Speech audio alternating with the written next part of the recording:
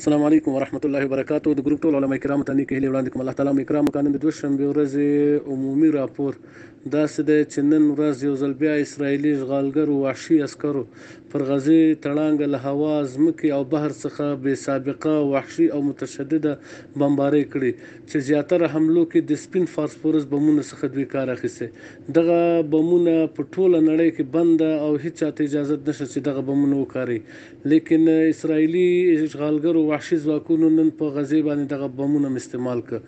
نن اسرائیلي ځواکونو د غزې په برج الغفر چې د فلسطین د رسنیو مرکز د بمبار کړی او دغه برج مکمل ویجاړ کړی دی.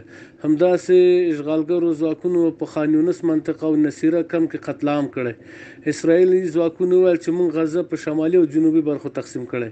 همداسې اسرائیلي ځواکونو ویلي چې نن موږ د غزې ښار 50 ځایه بمبار کړی چې د حماس جنګیالي پکې ول، لیکن د دې څرګندونې په غبرګون کې یونیسف او یو ان آر او سازمان وویل چې دغه ټول بمباریان په ملکی او بې دفاع خلکو شوي دي چې پکې زیاتره ښوونځي، شفاخانې او بې ځایه شوي خلکو کمپونه په نښه شوي دي.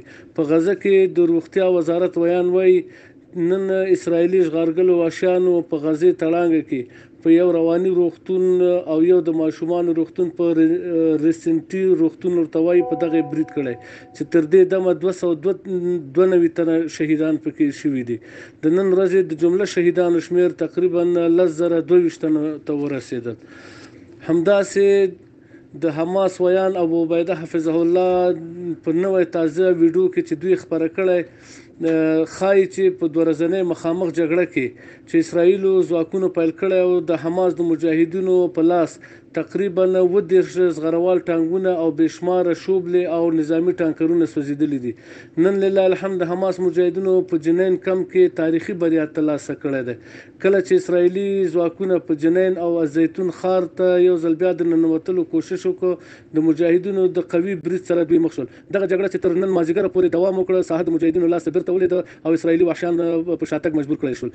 په اوسني ویډیو کې چې د حماس د مجاهدینو لخوا خپره شو ګڼ شمېر اسرائیلي فوجیان پکې مردار شوي دي چې دغه ویډیو تقریبا 4 بجې د حماس د ډلې لخوا د خپور شو او څو دقیقې د مخه د حماس مجاهدینو بل نوې ویډیو خپره کړه چې د خان یونس سیمې ته د اسرائیلي ځواکونو د ننوتو مخه نیسي او دا ښکاري چې په دغه جګړه کې د اسرائیلي ټانګونو د اسرائیلي ځواکونو لس ټانګه ویشتل شوي دي او ویډیوګانې نشر شوي. مجاهدینو له یو طرفه پر غزې تړانګې وحشیانه بمباري شروع ده، لیکن لله الحمد په صلحاو توغندي د مجاهدینو لخوا په اسرائیلي خاوره باندې توغول شوي دي چې دغه توغندي نوم الیاسین 115 نمبر توغندی ده. همداسې مجاهدینو په اوسني ویډیو کې دا هم ښیي چې په مخیم، الشاطي او تلهوي او شیخ رضوان سیمه کې 4 ټانګونه د اسرائیلي زغروال ټانګونه دوی هم منهدم کړي دي او ویشتي دي. د الجزیرې د پارلمان په سلو کې غړو اکثریت او کامل رایو سره د ملک رئیس جمهور ته اجازه ورکړه چې په دغه اوسني جګړه کې د اسرائیل په مقابل کې ورودانګي او عملی برخه پکې واخلي. د امریکا د سی آی ای مشر او د امریکا وزیر خارجه نن د اسرائیل مرکز تل ابیب ته ورسېدل او هلته دوی میشته شوي دي. همداسې شانتې بحرین، اردن او ترکیه خپل ټول سیاسي تعاملات له اسرائیل سره قطع کړل او خپل سفیران د اسرائیل څخه بیرته راوغوښتل او د اردن رئیس جمهور اعلان وکړ چې په لویه پیمانه طبي وسایل او ادویجات موږ غزې ته ورسول.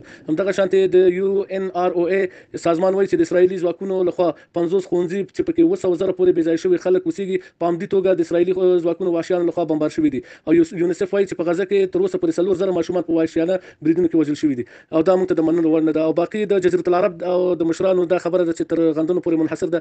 صرف نن د قطر وزیر خارجه وویل چې اسرائیل وحشیان دي، اسرائیل ځواکونه چې دي غواړي چې د هیروشیما پیښه یو ځل بیا په غزې په مسلمانانو باندې دوی تکرار کړي چې دا به موږ ته د منلو وړ نه او موږ بیا په دغه جګړه کې مستقیما مداخله کوو. نو د نن ورځې دغه د عرب عجم د شیخانو او عمرا او حکما او دغه سلسله ده چې تر غندنو او تر مظاهرات پورې د دوی زور رسیږي. دینه پورته د دوی نه وسه شته ده، نه د دوی خبره څوک مني، نه دوی ته څوک د دوه اهمیت ورکوي. بس الله تعالی دې په مجاهدینو باندې او د فلسطین په مظلومو خلکو باندې خپل خاص رحم وکړي. الله تعالی د مجاهدینو ته نصرت ورکړي. د الله تعالی لښکرې ډېرې دي، الله تعالی په ملایکو او په آسماني او ځمکني فوجیانو دوی ته شکست ورکړي دغه خنزیرانو اسرائیلي ځواکونو ته. الله تعالی د مجاهدینو ته نصرت ورکړي. السلام